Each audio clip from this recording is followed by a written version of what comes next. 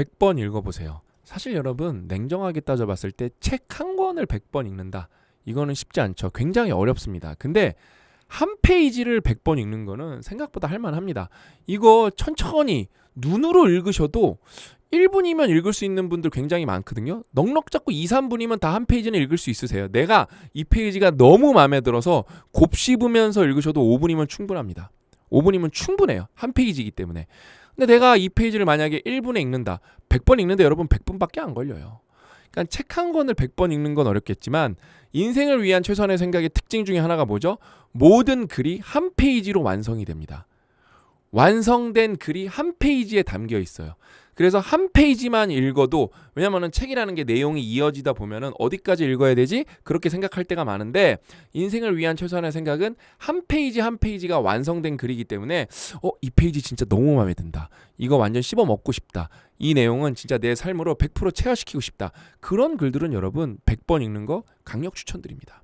꼭 그렇게 해보세요. 그다음에 굳이 뭐 100번 채울 필요 없고 낭독 10번, 뭐 필사 10번 이런 식으로 적극적으로 읽는다.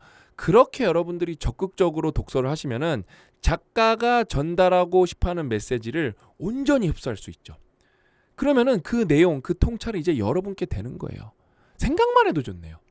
그래서 오늘 여러분 제가 준비한 특강은 어떤 테마냐? 우리 인생에 여러분 정말 필요한 철학적인 핵심 단어들이 있어요. 그 5가지 단어를 배워볼 건데, 글 5개를 읽으면서 우리 인생의 철학적 뿌리가 될 5개의 단어를 아주 깊게, 아주 제대로 공부하는 시간을 가져보도록 하겠습니다. 첫 번째 단어는 여러분 진실이에요. 무엇보다 중요한 단어죠? 제가 글을 천천히 읽어드릴게요. 진실은 기름이 물 위로 떠오르듯 거짓 위로 떠오를 것이다. 진실은 숨길 수 없다. 이게 여러분 진리입니다. 진실은 숨길 수가 없어요. 아무리 거짓으로 덮으려 해도 진실은 시간이 흐르면 제 모습을 드러낸다. 기름이 물 아래로 눌려도 끝내 수면 위로 떠오르듯 진실 또한 그 성질상 오래 숨겨질 수 없다. 거짓은 잠시 시야를 가릴 수는 있어도 진실을 완전히 잠재우지는 못한다. 이게 진짜 여러분 명문 오브 명문이에요. 제가 다시 만약에 읽으면서 밑줄을 긋는다면 여기에 밑줄 무조건 긋습니다. 은폐가 치밀할수록, 다르게 표현하면은 거짓의 노력이 더 많이 투입될수록 드러나는 순간은 더욱 분명해진다. 거짓은 노력을 필요로 하지만 진실은 그저 존재한다. 거짓을 유지하려면 또 다른 거짓이 필요하고 그 위에 다시 계산과 통제가 쌓여야 한다. 거짓을 유지한다는 게 여러분 생각보다 에너지 소모가 굉장히 큽니다. 반면 진실은 그런 게 필요가 없어요. 아무 노력 없이도 스스로를 드러낸다. 거짓은 에너지를 소모하며 버티지만 진실은 그냥 기다리기만 하면 된다. 이 차이가 결국 둘의 운명을 갈라놓는다. 그래서 이런 얘기하면 되게 바보같이 들릴 수도 있어요. 진실하게 살아라. 진실되게 살아라. 그러면은 어떤 사람들은 그럴 거예요. 그렇게 살면 인생 손해본다고. 그렇지 않습니다, 여러분. 잠깐은 그래 보일 수도 있어요. 근데 왜 손해를 보지 않는지 제가 마저 읽어드리면서 설명을 해드릴게요. 그래서 진실의 편에 선다는 것은 가장 오래 살아남을 방향을 선택하는 일이다. 단기적으로는 거짓이 더 빠르고 강해 보일 수 있지만 그렇게 보이죠, 사실. 그렇죠? 시간의 흐름 속에서 언제나 진실이 우위를 갖는다. 진실은 서두르지 않지만 물러서지도 않는다. 이것도 명문이네요. 이것 자체가 하나의 명언이네요. 그렇죠? 다시 한번 읽어드릴게요. 진실은 서두르지도 않지만 물러서지도 않는다. 모든 것은 제자리를 향해 움직이고 그 끝에서 다시 떠오르는 것은 언제나 진실이다. 그러니까 진실의 편에 서는 게 여러분 경제적으로도 옳은 거예요. 경제성이 있는 겁니다. 그게 더 훨씬 합리적인 거예요. 더 멀리 보면 그게 더 똑똑한 거예요. 잠깐 얍실하게 거짓을 해갖고 그 순간을 모면할 수 있겠죠. 근데 그거는 결국 더 크게, 더 고통스럽게 여러분들한테 책임을 지라고 되돌아갑니다. 그래서 항상 진실의 편에 서려고 노력을 해보십시오. 그러면은 시간이 지나면 지날수록 기하급수적으로 행복해지는, 성장하는 여러분의 삶을 발견하실 겁니다. 다음 글로 넘어가 보면은 다음 글의 여러분 핵심 단어는 죽음입니다. 죽음. 제가 이 명언은 진짜 좋아하는 명언이에요. 페니실린과 의학 연구가 시작되기 전에는 죽음은 일상적인 일이었다. 죽음은 친밀했다. 이게 뭔가 설명할 수 없는 저한테 느낌을 줘요. 죽음이 친밀했다니. 임팩트가 너무 큰 명언인 것 같아요. 자, 읽어드릴게요. 죽음은 한때 일상이었다. 불과 100여 전만 해도 아이들은 형제 자매가 죽는 것을 보며 자랐고 이게 되게 일반적인 상황이었죠. 그렇죠? 부모는 자식을 묻는 일이 드물지 않았으며 생각만 해도 슬프죠, 여러분. 젊은 사람도 갑작스런 질병으로 사라졌다. 죽음은 바로 옆에서 일어나는 현실이었다. 너무 무섭죠, 여러분. 죽음은 그냥 일상인 거예요. 사람들은 죽음과 함께 살았고 죽음을 삶의 일부로 받아들였다. 근데 이제는 안 그렇잖아요. 특히 위생이 좋아졌기 때문에. 그렇죠? 죽음이 일상이었던 시대 사람들은 시간의 유한함을 알았기에 의미 있는 것을 우선했다. 이거는 뭐 그때 사람들뿐만 아니라 여러분들이 너무 안타깝게도 시한부 인생이 돼요. 그러면은 본질적인 거에 누구나 집중하게 마련이죠. 그렇죠? 근데 예전에는 죽음이 더 친밀한 시대였기 때문에 그냥 보편적으로 더 의미 있는 것에 삶을 더 집중했을 가능성이 높았겠죠. 반면 죽음을 멀리 밀어낸 현대인은 자신이 영원히 살 것처럼 행동한다. 중요한 일을 미루고 사소한 것에 시간을 낭비하며 정작 소중한 사람들과 시간을 보내지 않는다. 죽음을 외면하는 것이 편안함을 주는 것 같지만 실은 삶의 긴박함과 소중함을 잃게 만든다. 이 문장이 여러분 진짜 명문입니다. 요것 자체가 하나의 명언이에요. 이거는 진짜 고영성, 신용준 해갖고 저희가 집필한 거니까 죽음과의 거리는 삶에 대한 태도를 결정한다. 이건 진짜 명언이에요, 여러분. 다시 한번 읽어드릴게요. 죽음과의 거리는 삶에 대한 태도를 결정한다. 죽음이 친밀했던 시대에는 삶이 절실했고 죽음이 낯설어진 지금 우리는 살아있음에 점점 무감각해지고 있다. 진짜 그런 세상이 된 것 같아요. 특히 스마트폰 중독이 너무 심하다 보니까 살아있음에 점점 무감각해지고 있는 것 같아요. 죽음을 기억하는 일은 오늘을 허투루 살지 않게 만드는 가장 맑은 각성이다. 표현이 너무 아름답지 않나요? 죽음을 기억하는 일은 오늘을 허투루 살지 않게 만드는 가장 맑은 각성이다. 그냥 각성이 아니라 어떤 각성이에요? 맑은 각성. 정말 온전히 깨어있는 거죠. 너무 좋은 글이죠, 여러분. 진짜 이런 걸 100번 읽어본다고 생각해보세요. 그러면서 죽음에 대한 본질적 의미를 깨닫고 죽음이 우리 인생에 어떤 영향을 주는지 그거를 온전히 이해하고 그것에 맞춰서 삶을 살아간다고 생각을 해보세요. 그럼 훨씬 중요한 것에 더 집중을 많이 하는 경향성이 커지겠죠. 그렇죠? 너무 좋은 글입니다. 너무 좋은 글이에요. 다음 글로 넘어가 보면은 이번 글의 핵심 단어는 여러분 맥락입니다. 맥락. 되게 중요한 단어죠. 제가 고 대표님이랑 진짜 많이 강조하는 단어죠. 제가 읽어드릴게요. 배부른 사람과 배고픈 사람이 한 덩어리의 빵을 바라볼 때 같은 것을 보지 않는다. 진짜 대단한 통찰력 아닌가요, 여러분? 같은 장면 앞에 서 있어도 사람들은 서로 다른 세계를 본다. 이게 정말 중요한 팩트인데 이거를 잘 몰라요. 그렇기 때문에 불필요한 싸움이 발생을 하는 거예요. 그것은 사실의 차이라기보다 인식의 차이에 가깝다. 인식의 차이죠. 그렇죠? 눈앞의 대상은 같으나 그 안에서 읽어내는 의미는 각자가 통과해온 삶의 궤적에 따라 전혀 다르게 재구성된다. 어떤 이에게는 익숙한 풍경이 다른 이에게는 절박한 질문이 된다. 우리는 사물을 있는 그대로 본다고 믿지만 실제로는 경험의 깊이만큼 바라본다. 여러분 진짜 이거는 100번, 이 문장은 진짜 100번 읽어보셔야 됩니다. 다시 읽어드릴게요. 우리는 사물을 있는 그대로 본다고 철저하게 믿고 있지만 실제로는 경험의 깊이만큼 바라본다. 처절한 결핍은 시선을 예민하게 만들고 누려온 풍요는 감각을 무디게 덮어버린다. 이건 박수가 저절로 나오네요. 야, 진짜 훌륭한 문장이에요. 그렇죠? 같은 상황 속에서도 누군가는 삶의 무게를 절감하고 누군가는 그저 무심히 지나친다. 이것은 지능이나 이해력으로 설명할 수 없는 삶이 각자 영혼에 아로새긴 고유한 감각의 문제다. 아로새기다는 여러분 순 우리말이고요. 그러니까 정교하게 뭘 새기는 걸 아로새긴다고, 이거 제가 생각나는데 이거 집필할 때 네이버 사전 보면서 이 단어를 채택했던 것 같아요. 너무 진짜 멋진 말이고 예쁜 말이다. 이런 생각을 하면서 타인을 이해한다는 것은 그가 어떤 인식의 좌표 위에서 세상을 바라보고 있는지 그 고유한 결핍을 상상해보는 일이다. 정말 수준 높은 문장이에요. 그렇죠? 그 고유한 결핍을 상상해보는 일이라는 게 그렇죠?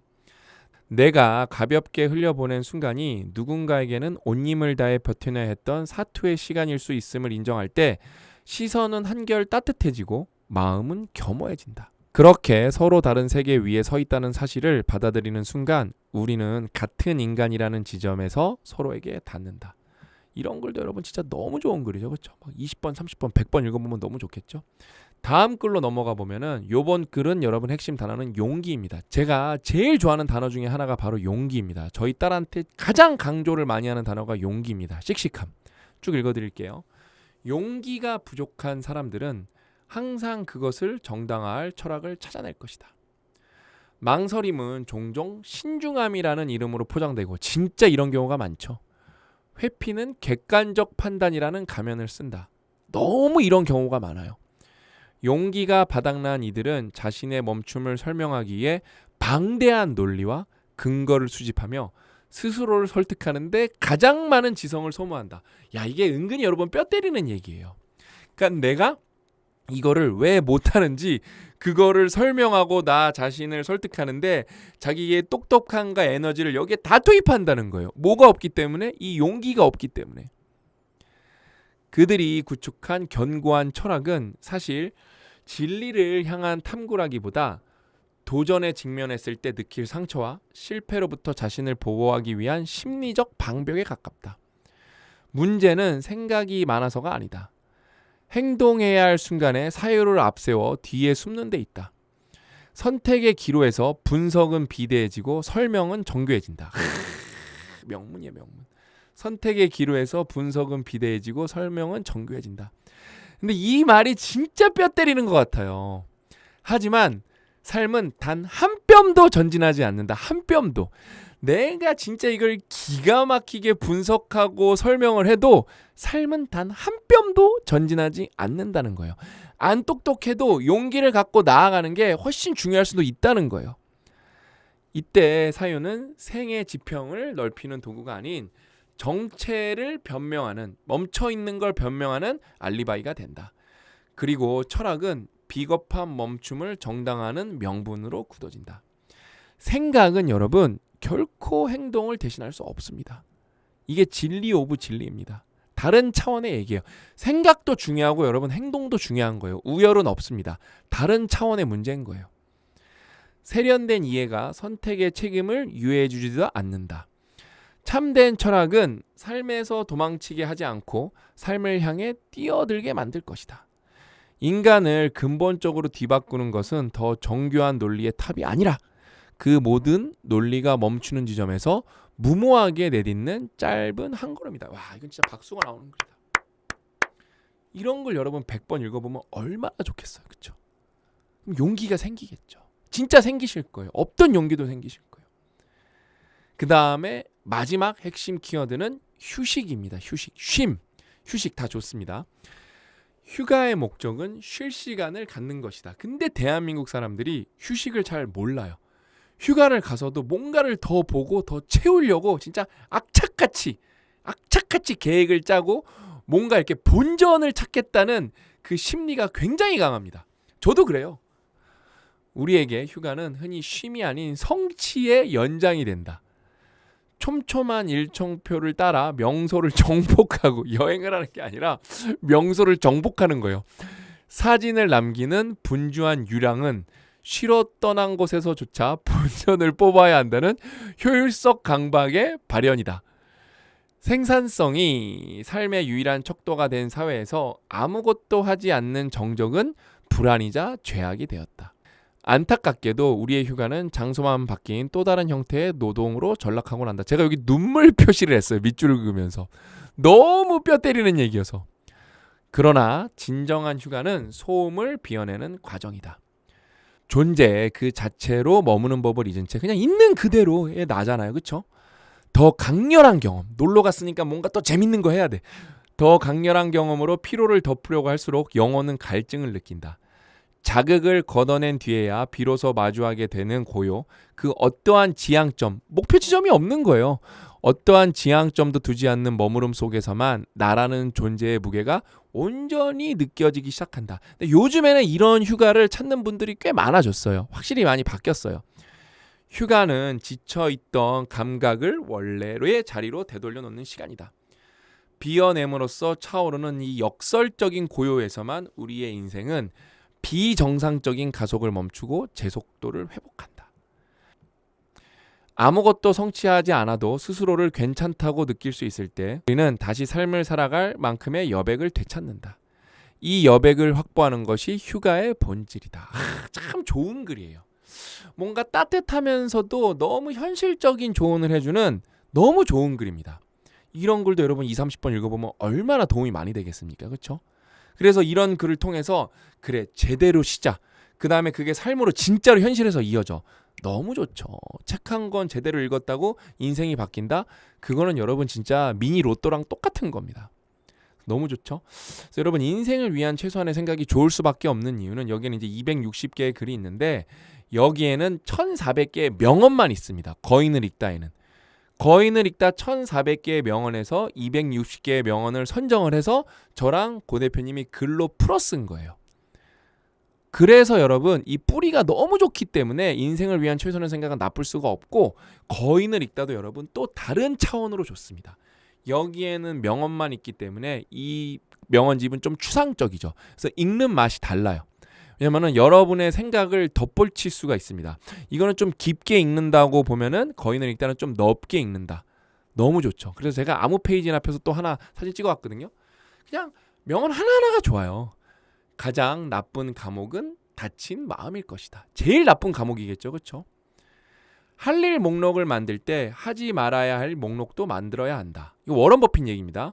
워런 버핏이 성공의 비결을 묻는 질문에 거의 모든 것에 아니오라고 말하는 것이라고 대답했다. 이거 뭐예요? 우리 거절의 기술 배웠잖아요. 그렇죠?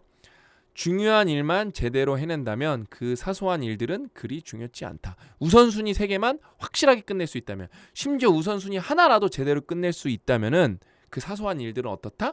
그리 중요하지 않다. 마지막 것도 되게 좋아요. 두 인격의 만남은 두 화학물질의 접촉과 같다. 만약 어떤 반응이 일어난다면 두 사람 모두 변하게 된다. 이게 만남이죠. 이게 인연이죠. 그렇죠? 여러분 이 두 권의 책은 하나의 세트입니다. 그래서 인생을 위한 최소한의 생각 재밌게 읽은 분들은 거인을 읽다 꼭 읽어보셨으면 좋겠고 거인을 읽다를 먼저 읽어본 분들 중에서 나 거인을 읽다 진짜 재밌게 봤는데 그런 분들은 요번에 좀 깊게 읽어보는 차원에서 인생을 위한 최소한의 생각 읽는 거 강력하게 추천드립니다. 여러분 벌써 특강이 98번째일 거예요. 와 진짜 많이 왔네요. 그렇죠? 제가 100강 찍기로 약속을 했잖아요. 제가 책 한 권 가지고 특강을 100개를 찍어본 적이 없어요. 퓨처셀프도 그렇게 많이 안 찍었어요. 이거는 근데 여러분 진짜 마음 먹고 찍으면 더 찍을 수 있습니다. 네, 앞으로도 소개해드릴 책이 워낙 많기 때문에 그래도 틈나면 인생을 위한 최선의 생각은 특집으로 계속 찍어드릴 거예요. 해드릴 얘기가 진짜 너무 많습니다. 그래서 오늘도 저는 여러분들과 이렇게 특강을 통해서 제가 공부가 제일 많이 되거든요. 이걸 준비하는 과정에서. 그래서 너무 감사드리고 여러분들과 이렇게 공부할 수 있어서 너무 행복하고 저는 부지런히 준비해서 또 여러분들께 소개해드릴 책들이 많아요. 슈퍼블룸이라고 니콜라스카. 생각하지 않는 사람들 니콜라스카 책도 나왔기 때문에 그 책은 조금 난이도가 높은데 거기에 또 엄청난 통찰들이 있거든요. 제가 하나하나 다 특강으로 소개를 해드리도록 하겠습니다. 오늘 이야기는 여기까지고 저는 더 부지런히 준비해서 더 좋은 내용으로 찾아뵙도록 하겠습니다. 또 만나요.